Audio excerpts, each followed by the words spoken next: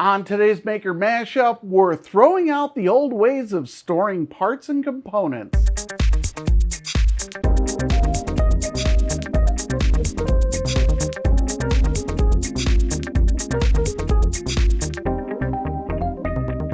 Welcome back, makers. I hope you had a great summer. I know that I did.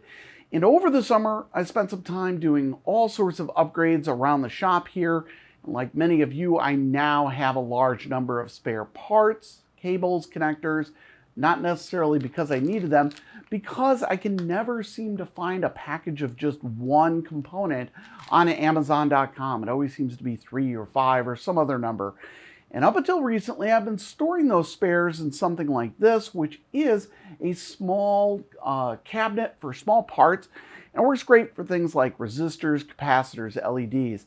However, it doesn't work really well for something like this Arduino or something like this wire right here. So I started switching to these where they had a bigger bin and it holds some oversized components, but ultimately I wanted something that could hold just about anything. So today I'm going to be showing you a great solution that costs less than one of these cabinets and can store just about anything. So with all that said, let's get to work. Our use case is that we need to store odd-shaped and oversized objects, static sensitive components, wires, cables, adapters, and it has to be space-saving with quick and easy access to find what I need. So I came up with this. Yep, it's a plastic bag, and 90% of the stuff I've been buying from Amazon.com comes in one of these. So instead of fighting the plastic bag, I embraced it and came up with this. This is a bag hanger. It's 3D printed and takes less than an hour to print. And this hanger works by sliding the plastic bag through the opening. There's a small 0.5 millimeter groove right here that lets the bag go through, but it doesn't let the zipper fall through. So just about any resealable bag can now be hung up on a pegboard. Now, I did try the simplest method of punching a hole into the flap of the bag. However, the problem with that is that eventually it wears out and tears a bigger hole in the bags, and you're also limited on weight. Whereas a bag like this, that has this larger slider and a larger seal area, can hold this 4 pounds of sand, which is about 2 kilos, and it would certainly rip a hole right through if I'd have just punched a hole in the top flap. So let's print some of these and put them to work.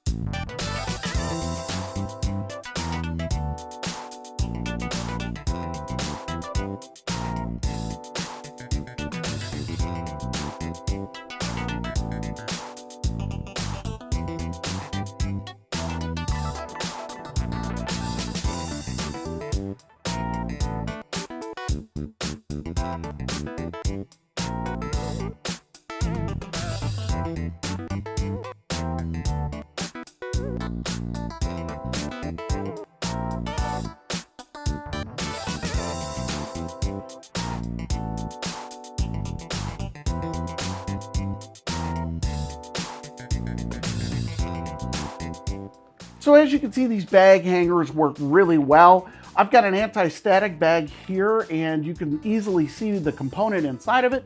And the zipper here, I didn't even have to rebag this. I was able to just use the static bag as it was and slide a bag hook on it. And the great thing about these is that they don't take up a lot of space, and it's easy to find what you want without having to label everything like the cabinets. I also put together these pegboard mounts that hold wire and solder reels.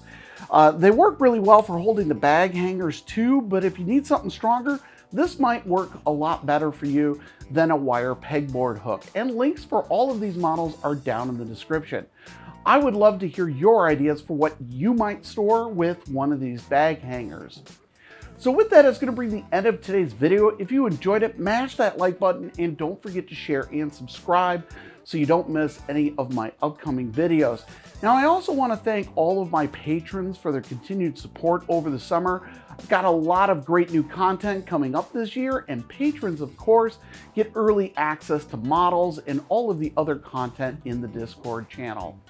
I have links in the description so you can always check out our Discord community where we help each other with a wide variety of projects.